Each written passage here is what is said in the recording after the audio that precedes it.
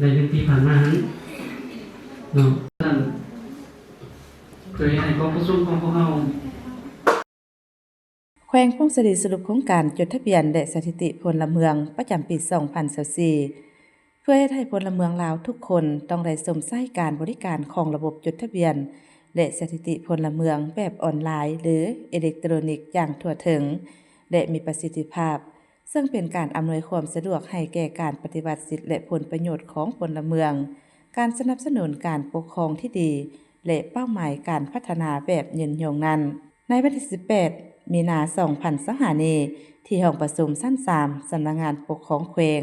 ได้จัดกองประชุมสรุปการจัดตั้งปฏิบัติกิจกรรมของโครงการจดทะเบียนและสถิติพลเมืองประจำปี 2024 และวางทิศทางแผนการประจำปี 2025 ขึ้นโดยการเป็นประธานของท่านพรประดิษฐ์ทิพย์มณีวงศ์หัวหน้าแผนกภายในแขวงพงศรีเข้าร่วมกองประชุมมีบรรดาท่านคณะแผนกการองค์การเทียบเท่าอ้อมข้างแขวงและห้องการภายในเมือง7เมืองโครงการจดทะเบียนและสถิติพลเมืองแม้นเพื่อเป็นการปรับปรุงอัตราการจดทะเบียนเหตุการณ์สำคัญในชีวิตของพลเมืองโดยเฉพาะการเกิดและการเสียชีวิตอยู่สปป.ลาวให้สูงขึ้น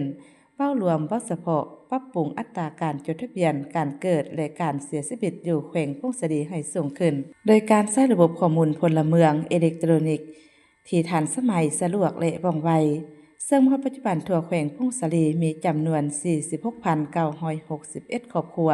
มีจำนวนพลเมืองทั้งหมด 201,412 คนหญิง 1,755 คนการจัดตั้งปฏิบัติ